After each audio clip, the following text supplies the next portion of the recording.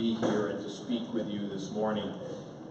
I was reflecting as I was preparing for this morning on the various different topics I have addressed here. We've talked about Middle East politics, we've talked about immigration, we've talked about Bible. I think my worst lecture I ever gave was on the tribe of Benjamin. It was a whole thing about women and Valentine's Day. It did not go well, and I'm just thrilled that you chose to invite me back following that discussion. What I wanted to talk to you tonight, or this morning, is about a community in crisis.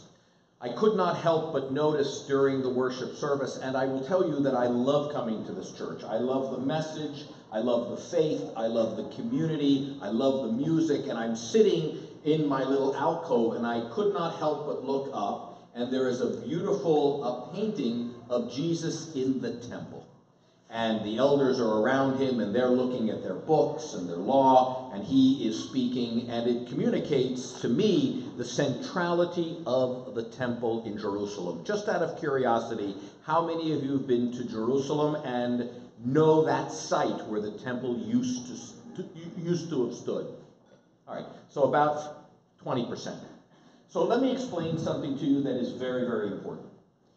When God covenanted with the children of Israel, and I mentioned that God gave the Torah on the top of Mount Sinai, not the Ten Commandments. Everybody will sort of turn it into the Casey Kasem of hit parades of covenants, and they'll talk about thou shalt not murder and thou shalt not steal. But the truth of the matter is that the Torah has, as I mentioned during my remarks this morning, 613 mitzvot, and most of them deal with the sacrificial cult.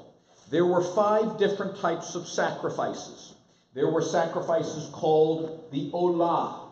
That was what was called the burnt offering. It was to remind us of our humility before God. There was the chatat, if we performed an intentional sin. There was the asham, if we performed an unintentional sin. There was the hoda'ah, there was the prayer of thanksgiving. There was the zevach shlamim, which celebrated the wholeness of life. Various different sacrifices that were communal, that people would come to the temple in Jerusalem, they would offer their sacrifices, and they were all communal in nature. One of the teachings of the Torah is that the sacrifices have to be eaten on the first or the second day. If it's eaten on the third day, it's an abomination. So think about this for a second. If I am bringing a ram or a lamb for an asham, for a sin offering, has to be eaten on the first or second day. How many people do I need for that sacrifice? I need between 50 and 100 people. Think about it. Has to be eaten. Anything that remains over that is an abomination. So I've got to go to my neighbor and I've got to say, I got to bring a sacrificial offering. Can you come? Oh, what'd you do? Can you imagine that for a second? That's what the temple was like. And most people will argue that the Psalms were poems that people would sing as they went up the steps to the temple in Jerusalem. In fact, some of the Psalms actually begin with the phrase Shir LaMa'alot, which means the song of ascent. What are they ascending? You don't just walk in and go, hey, how you doing? Here's my ram. You prepare yourself spiritually.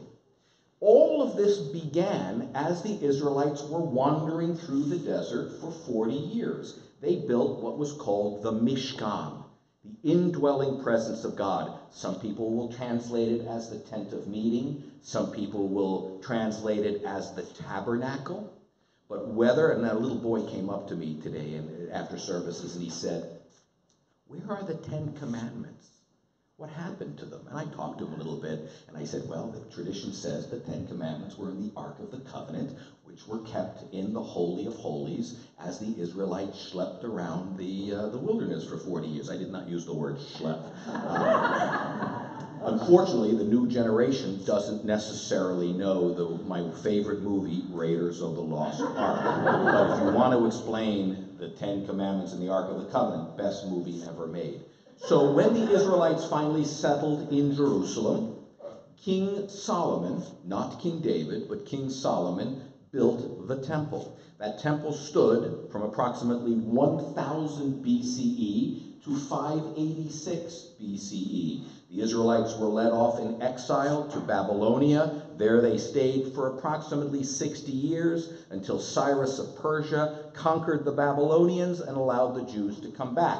I referenced in the sermon this morning Ezra and Nehemiah, as Nehemiah chapter 8, reconsecrated with the Israelites, read the Torah, rebuilt the second temple. It was reconsecrated again approximately 300 years later by King Herod, an Idumean. Some people will say he was Jewish, and it was without a doubt the grandest structure the Middle East had ever known. It was one of the 7 wonders. Now, everything was fine from the time that Herod built it until the year 70 CE. All of this right now is a period of incredible flux because you have 5 groups of Jews running around saying they are the authentic Jews. You have the Jews who are followers of Jesus, who believe that Jesus is the sacrificial offering. You don't need the temple anymore because Jesus is, to use your language, the Lamb of God that forgives us for sins. So you don't need to come and bring your own lamb or your own ram or your own ox or bull because we are believers in Jesus. So they don't need the temple anymore. You have another group of Jews called the Pharisees who are learned in Jewish tradition, but they don't like the temple practice any more than the Jews who are Christian because they find it corrupt. Then you have a group called the Sadducees, descendants of the high priest Zadok, and they are followers of the temple. And then finally you have a group called, there's 2 more. You have the Essenes, who think the whole thing is corrupt. They run off to live a monastic life in a place called Qumran. They didn't do too well. We won't spend too much time with them. And finally you have the political zealots, who were, they were called the Sicarii. And the Sicarii is the word for dagger. They were the terrorists of the time, and all they were trying to do is poke the bear. And the bear in this particular case was Rome. They wanted a revolt because they believed that the advent of the messianic times were coming, and if we could fight, we being the forces of good against the forces of evil, in their minds the Romans, we would bring about the messianic age. That conflict between Gog and Magog, the conflict between righteousness and corruption. So everybody's running around in this stew, if you will, saying that they are the authentic Jews. And everybody hated each other. Hated each other because you don't have it right? Christians hated the Pharisees hated the Christians, the Pharisees hated the Sadducees hated the Pharisees. Nobody liked the Sicarii, and the Essenes said, forget this, we're out of here. And they went and lived in the desert. With that comes the year 70, and the whole thing comes crashing down. The temple is destroyed by Vespasian. There are all sorts of reasons for this, but I'd like to talk about how Judaism survived this crisis. It's a fascinating discussion. A number of years ago, a Christian came to me. I was giving a little tour of the synagogue, and she said to me, okay, so I know how we, as Christians, turned away from the sacrificial offering. When the temple was destroyed, we turned to Jesus. Jesus became our sacrificial offering. On whose authority did you retool? Who said you could come up with a completely different religion? And I had one of those moments I will call humana, humana, humana, humana, humana.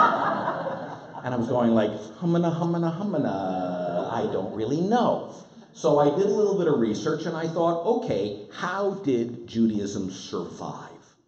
And so what I would like to do is talk about how my form of Judaism survived and your form of Judaism survived, which later became Christianity, because as you know, Paul reached out more to the Gentiles and it became more a community for the Gentiles with some Jews, but in the original day, it was mostly Jews, right? Let's keep that in mind. So I just, you will find many of these photos I'm going to show you You can find them on Wikipedia. But this was a painting from the 1500s of the destruction of Jerusalem.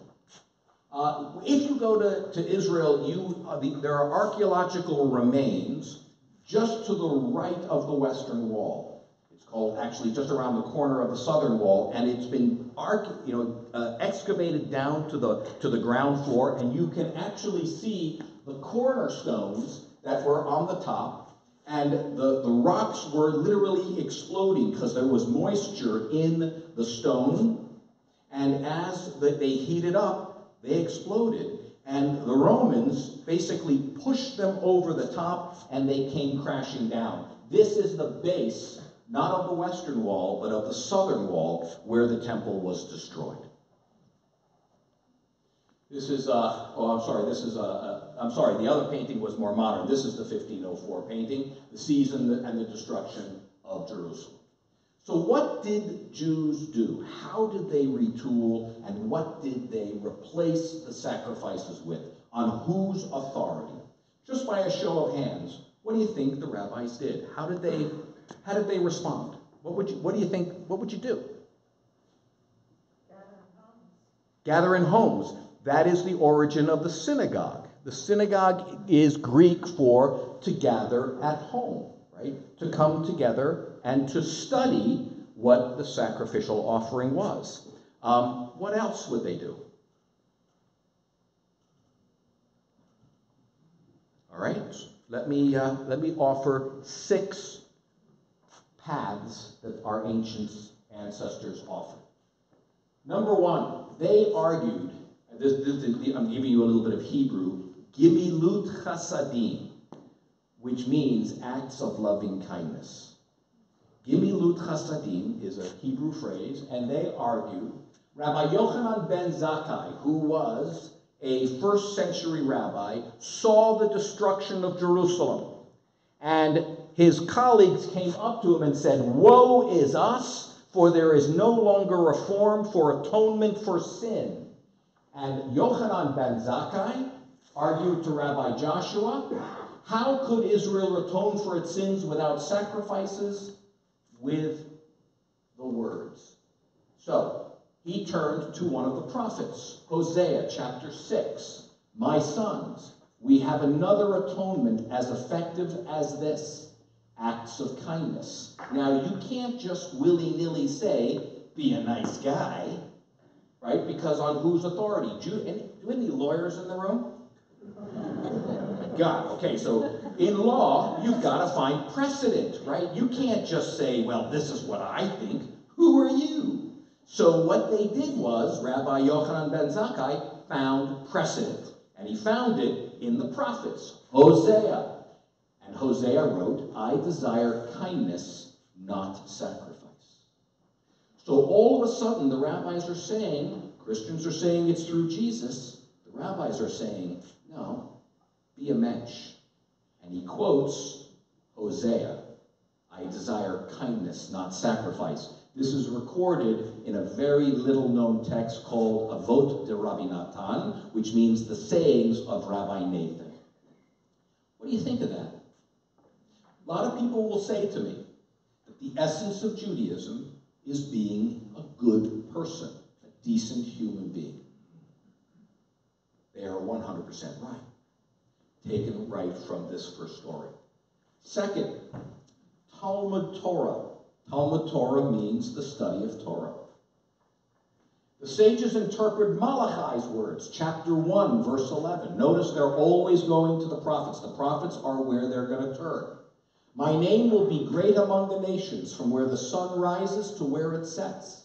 In every place incense and pure offerings will be brought to me, because my name will be great among the nations, said the Lord Almighty. So the Talmud, now these are 2 sources, Menachot 100a and Tanait 27b. These are Talmudic sayings, which now interpret Malachi 1:11.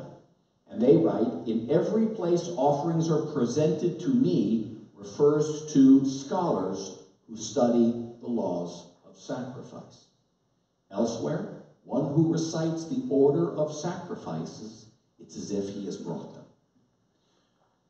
The Talmud is a collection of 63 tractates. Have any of you ever heard of the Talmud?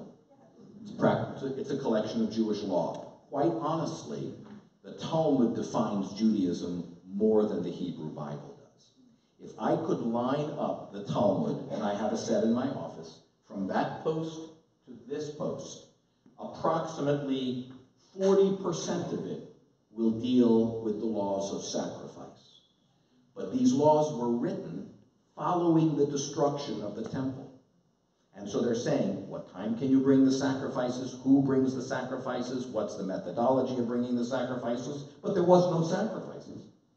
Now, the rabbis will argue that, well, when the Messiah comes, the Talmud says the temple will be rebuilt and sacrifices will be restored. And so we're just preparing ourselves for that eventuality of the Messianic age. But the normative position was, taken from Malachi, the study of it is equal to it. You may not be able to perform the sacrifices, but just the study of it replaces it. What are your thoughts on that? No. I got a yes and I got a no. Let's go with the yes. And then we'll come to you. Who said that? I mean, just, okay, yeah.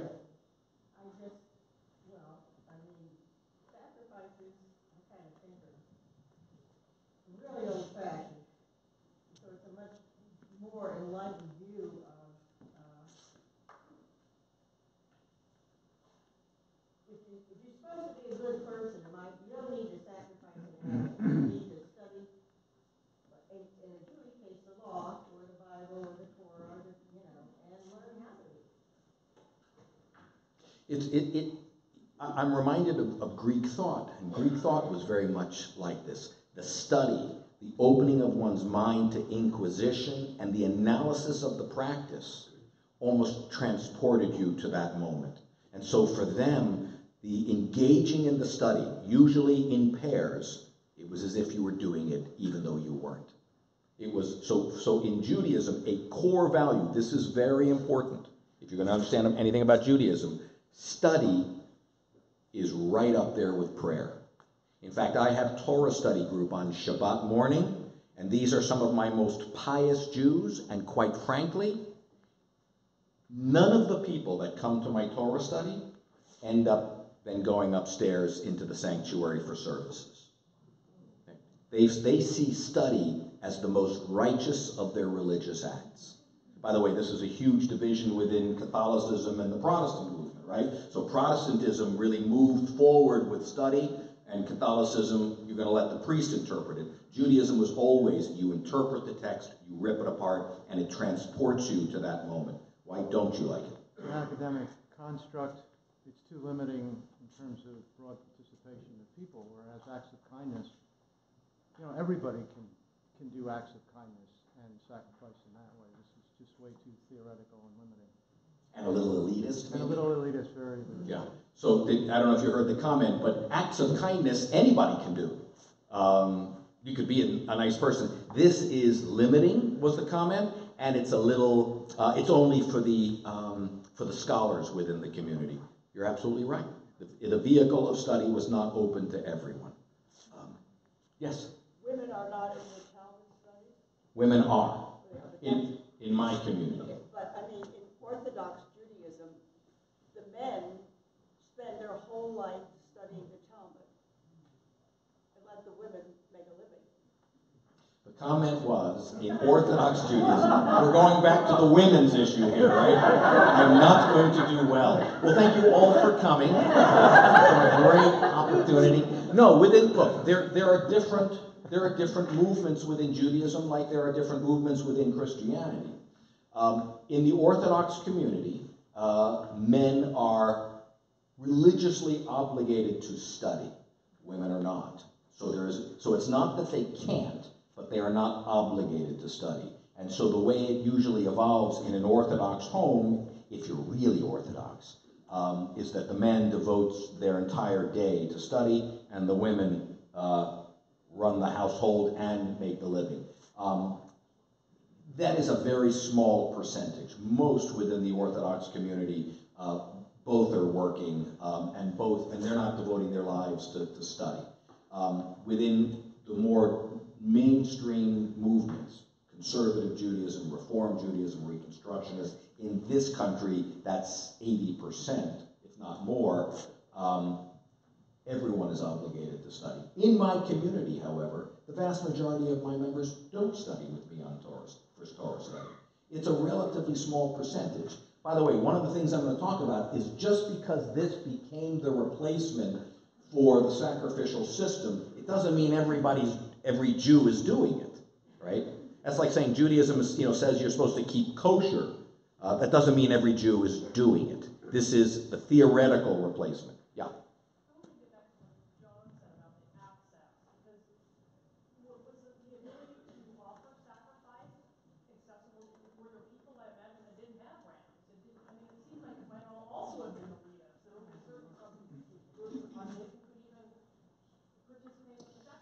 It's a wonderful point that you make.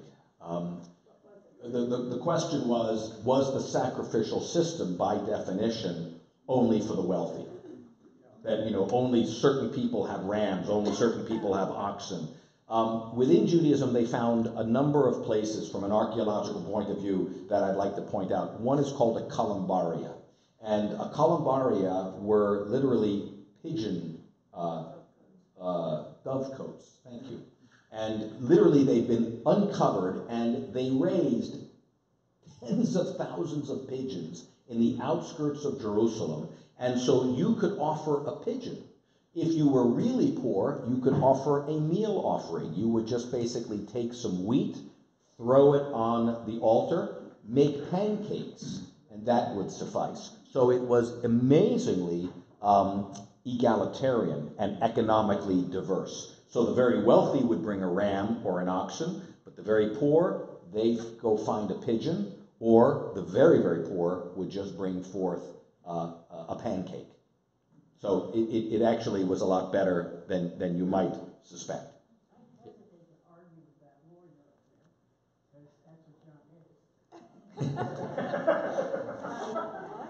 In defense of me, I would think that the whole purpose, well, how do you know how to be a kind person and what God wants you to do if you don't know a little bit, at least, of the Torah?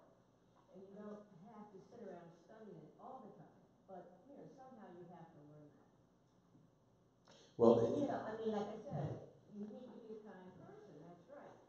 But in Judaism, I would think that the Torah is what, the Talmud is what instructs you as to what God, his interpretation, what you need to do.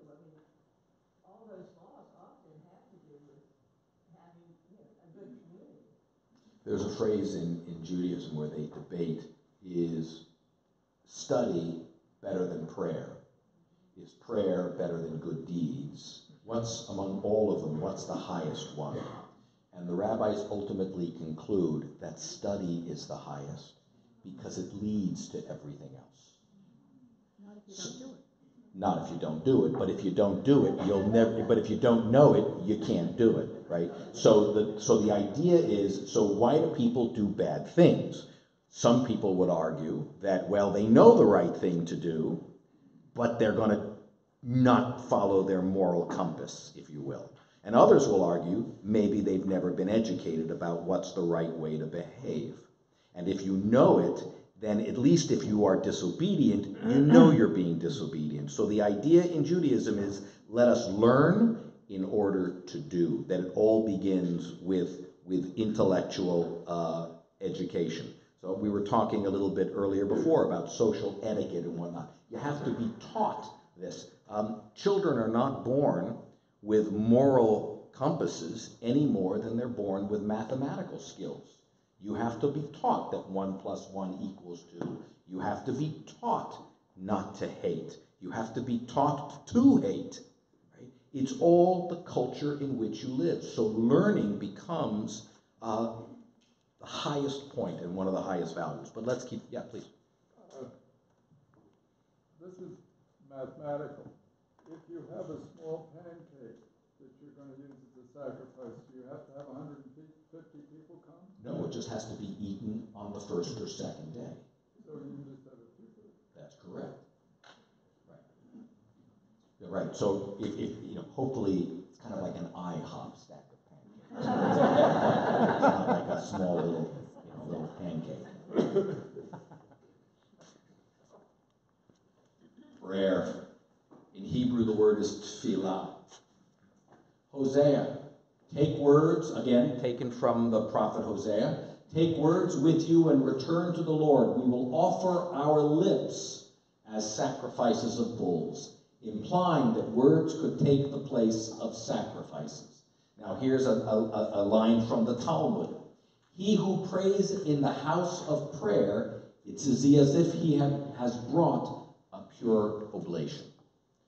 So goodness, study, prayer. Offering up a prayer in the house of prayer, it's as if you brought the purest of sacrifices. Again, drawing it from the prophet Hosea. Repentance. By the way, do you like my old high-tech? I'm working on this. I'm trying to become a high-tech rabbi. I'm trying to become more environmentally friendly. In the old days, I would have been giving you handouts. So, did you like the circle thing? I'm trying to be creative here. Here we go. Psalm 51:19. The sacrifices of God are a contrite spirit, said Psalms.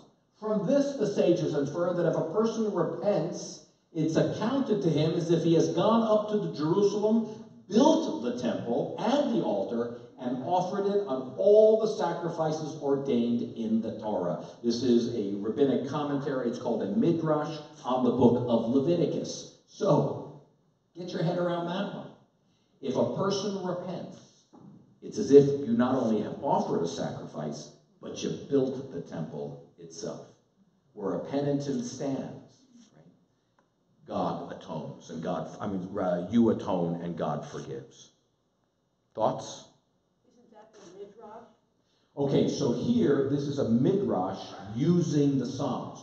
So the midrash is rabbinic commentary, usually written in the 4th to the 5th century. The midrash cannot just base itself on its own thought. It cannot quote itself. You ready? It has to quote Bible. In Hebrew, we'll call it Tanakh, Torah, Nevi'im, Ketuvim, the 5 books of Moses, the prophetic writings, or the wisdom literature. 9 times out of 10, they quote the prophetic writings or the Torah if it's possible. But 9 times out of 10, they're going to go to the prophets. In this particular case, they're going to the wisdom literature, Psalms. The sacrifices of God are a contrite spirit. So to answer your question, the rabbis are quoting Psalms as their proof text to justify repentance as a replacement for sacrifice. This is my favorite one of all. Tzom, fasting. And Yom Kippur, we call it Yom Tzom Kippur. The day of Yom Kippur is a day of fasting. So just before we get that, how in God's name can fasting replace the sacrifice? Well, it is a sacrifice. How? Because you're not eating? Well, you're denying yourself something. Okay, so by denying yourself, it's like you're bringing an offering. I like that, and I think the rabbis are developing that, but they actually get a little bit more into the minutia of the sacrifice. Anyone else, just to have a little fun with this? Yeah. Does it engender compassion for the hungry, or the feelings that you have when you're hungry teaches you compassion? Compassion and can win atonement for sin. So compassion, so going back to the earlier one, Gemilut Chasadim, right, is, yes, I like that too. You could write a tractate of Talmud, but that's not what the Talmud actually offers. Here's what they say. So this is from the Barachot. This is one example of where the Talmud does not go back to the Holy Scriptures and proof text it. It actually is on its own. So the Gemara, which is the commentary on, which is the secondary level of Talmud, says, once when Rav Sheshit would sit in observance of a fast, after he prayed, he said as follows, Master of the universe, it is revealed before you that when the temple is standing, one sins and offers a sacrifice. And although only its fat and blood were offered from the sacrifice on the altar, his transgression is atoned for him. Now I sit in observance of a fast, and my fat and blood diminish. May it be your will that my fat and blood that diminish be considered as if I offered a sacrifice before you on the altar, and thereby may I find favor in your eyes.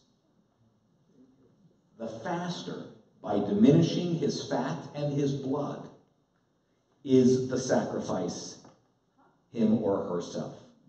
I will tell you, 100% of congregation Beth or members do not know that. You know that. So I want you, as a personal favor to me, the next time you run into a Jew, ask them, why do you fast on Yom Kippur? And they will say, because I'm supposed to. And they will not know. Did you know that one, Steve? I know it now. Right. It is because we become, and this is taken right from the Talmud, we become the sacrifice. Right. This is a very obscure text. Hachnasat orchim, hospitality. This is a huge piece of Middle Eastern culture. Right, to be welcoming of the guest, to make sure that your home is already always open. Genesis chapter 18, Abraham welcomes the strangers that are coming who tell him about having a son. But hospitality is very important, but not in the context of sacrifice. The rabbis ultimately link it to sacrifice, and here they're quoting from the Talmud. Again, this is a standalone text. They're not using Torah or Bible to justify it, but they do it nonetheless. As long as the temple stood, the altar atoned for Israel, but now a person's table atones for him. Do you know it is a mitzvah for a Jew on Passover to open his or her door, welcome someone that doesn't have a place to go? Very important tradition. So, I'm going to wrap it up. Yes, please. I'm happy to see hospitality there because it's one of the spiritual gifts. I mean, there are some 26 spiritual gifts, and most people don't know that hospitality is one of them. And it's, it's not just something good to do, it's actually something given by the Holy Spirit to someone who is hospitable. We underestimate the importance of hospitality. When I come into this church and I see a smiley face and someone who is welcoming me and, I'm a guest, it matters. When you see someone come into this church who you don't know and you welcome them, it matters. I am constantly trying to remind members of my congregation not to talk to people that you know at the social hour. Go and mingle and meet people that you don't know, because I'm always seeing in the corner of my eye when I'm talking to congregant X, in the corner of my eye, that person standing there holding their coffee cup and their brownie, and nobody's talking to them. I know chances are they won't come back if they're not welcomed. Do you know who has this down cold? Who is the most hospitable community I've ever been in? Bethlehem Baptist Church. From the moment I drive in, there's someone out in the parking lot saying, please come on over here, welcome, we're really glad you're at the church. Then you come in, there are ushers at the door, and then there are ushers that will take me to my seat, and there are people that are always welcoming and being gracious. Beth Or does not do 10% of what they are doing, and it's a hard sell. You guys do a good job, but there's always room to grow, and we should do that in our homes as well. Think about that for a second. Are there people that you know that don't have a place to go for a Christmas dinner? Your rabbi is telling you to be hospitable, and it will atone for sin. So, let me wrap it up.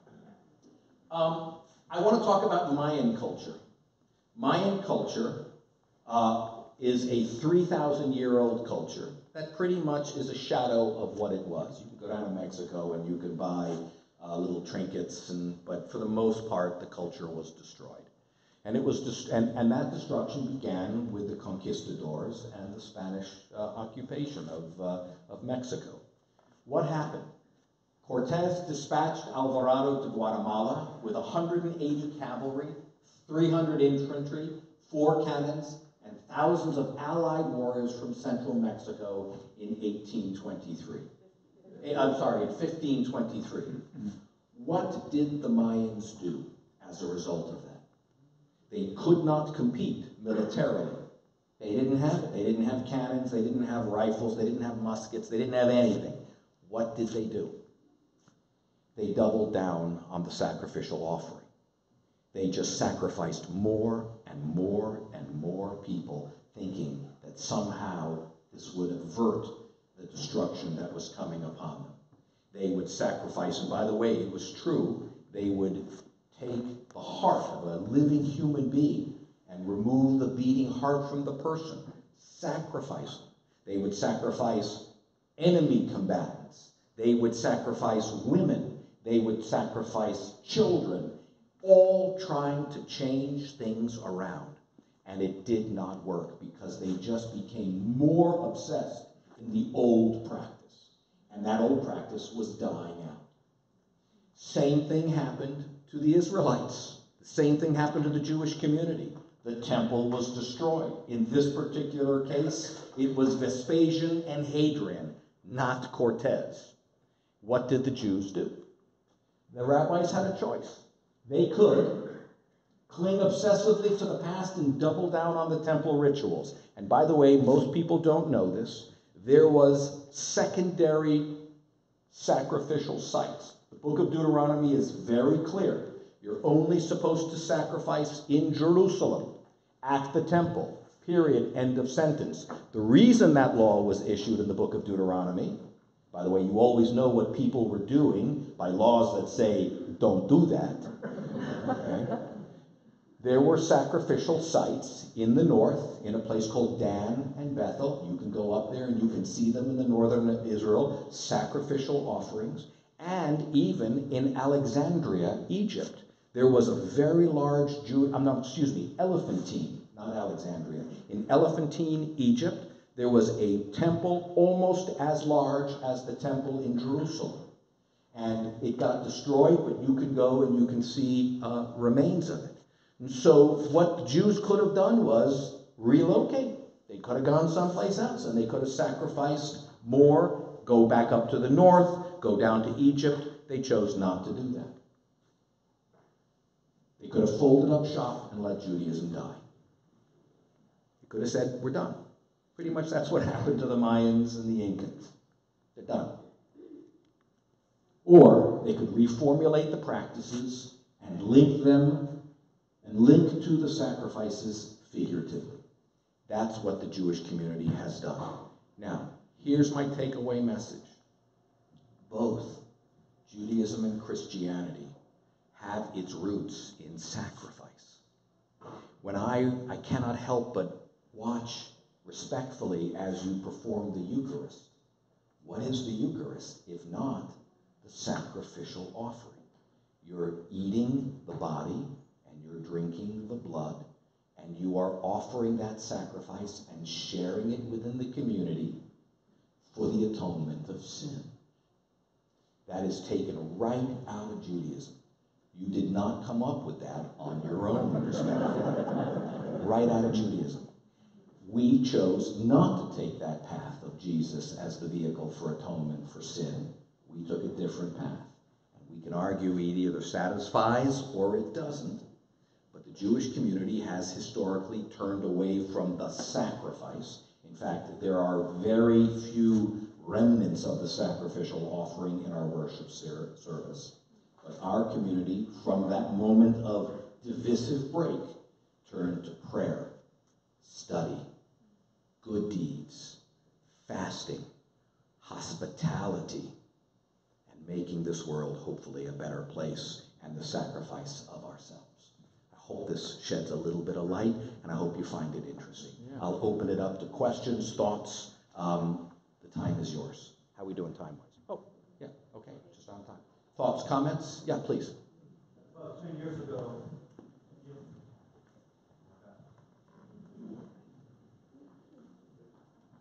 About 10 years ago, it was common among Christians that WW